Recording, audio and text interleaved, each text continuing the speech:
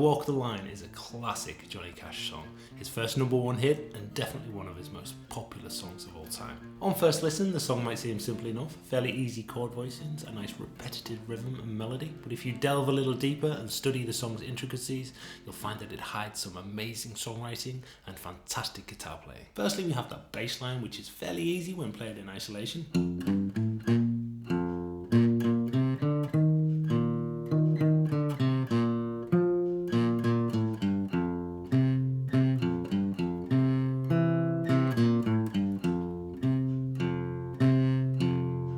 Bass notes are being played in between the boom chicka rhythm, that freight train rhythm.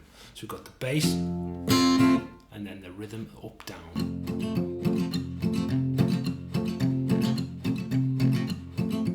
Every time we play a bass note or a bass note run, I'm going to follow it up with that freight train rhythm. It seems easy because it's just a down up strum, but it's tricky to swap between the strumming and the picking, and it requires a lot of right hand technique.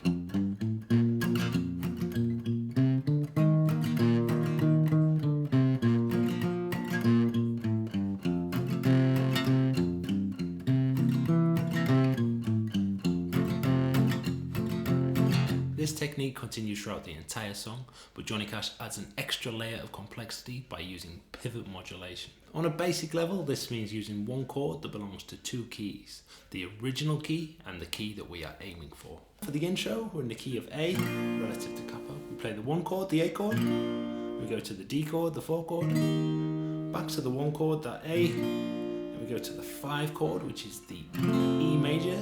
Now the next chord is this B7 chord.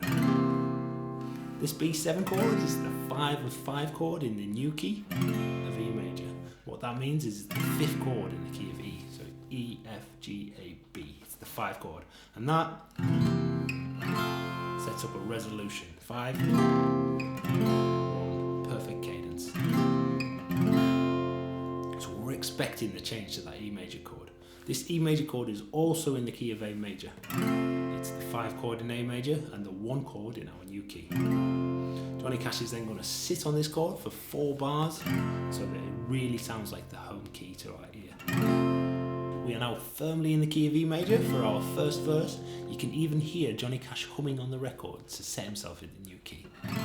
Every verse in this song uses a version of pivot modulation to get to the new key. For this verse, we're not going to use the 5 of 5 chord to set up that pivot modulation. We're simply going to sit on this A chord, the 4 in E, until it becomes the new tonic chord, the A chord, or the 1 chord in a new key. So for the first verse, we have the B chord, the 5 chord, the E chord, the 1 chord, the B chord, the 5 chord, back to the 1, little runs away, E, back to the 5 chord, 1 chord. We sit on this A chord for 4 bars.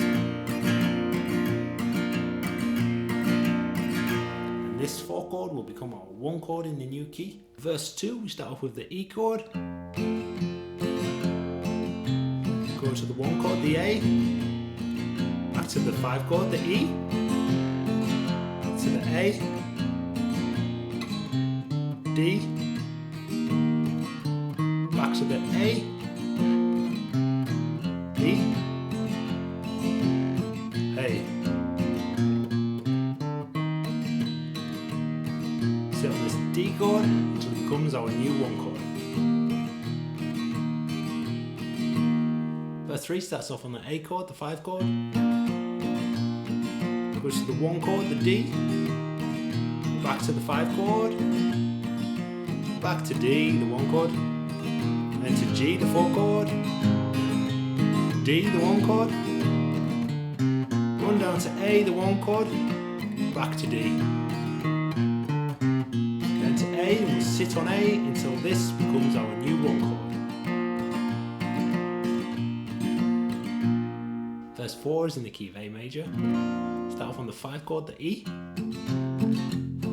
back to the 1, the A, back to the 5 chord, the E, the 1, run up to D, the 4 chord, back to A, 5 chord, E,